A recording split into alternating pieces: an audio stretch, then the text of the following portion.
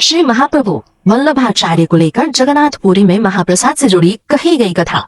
वल्लभ कुल आचार्य की तीखी प्रतिक्रिया पर वृंदावन के प्रख्यात कथावाचक इन्द्रेश उपाध्याय ने सभी पूज्य मार्गीय आचार्यों से क्षमा मांगते हुए भविष्य में ऐसी गलती नहीं होने की बात कहा कि उनका भाव महाप्रभु जी के प्रति गलत नहीं था और ऐसा लगा हो तो वह उसके लिए क्षमा मांगते हैं। उनसे लोक कथा के कारण यह भूल हो गई है।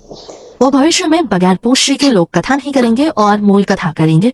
वह ब्रजवासी है और उनके पिता और दीक्षा गुरु सभी का एक ही ध्येय रहता है कि कभी ऐसी गलती व्यासपीठ से ना हो। उपाध्याय ने कहा कि कई बार मूल कथा के साथ लोक कथा सुनने को मिलती है जो बिल्कुल अलग होती है। बस उसी लोक कथा के भाव से उन्होंने ऐसी बात कही।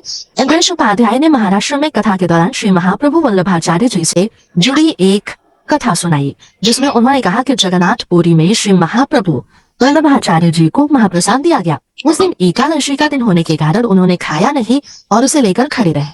इसके बाद ठाकुर जी ने नाराजगी जताई और द्वादशी पर श्री महाप्रभु वल्लभाचार्य जी ने वह प्रसाद पाया और उनके हाथ पर सफेद निशान पड़ गए।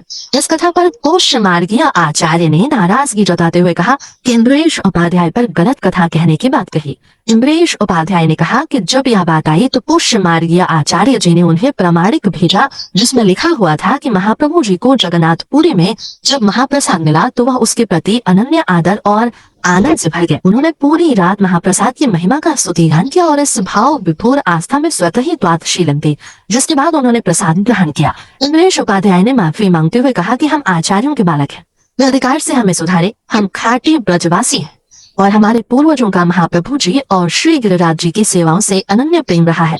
हमारी 46 वर्षों की गुरु परंपरा में कभी किसी आचार्य का अनादर नहीं किया गया। यदि भविष्य में कभी भी व्यासपीठ से कोई त्रुटि हो तो विवाद करने की वजह अधिकार पूर्वक फोन कर या मिलकर मार्गदर्शन दे ताकि अगले ही दिन मंच से उसमें सुधार किया जा सके। उन्होंने संकल्प लिया कि घटना से सीख लेते हुए भविष्य में किसी भी लोक कथा को मंच से कहने से पहले संप्रदाय के आचार्य से पूछे करेंगे और केवल प्रमाणिक मूल के कथाओं का ही वाचन करेंगे।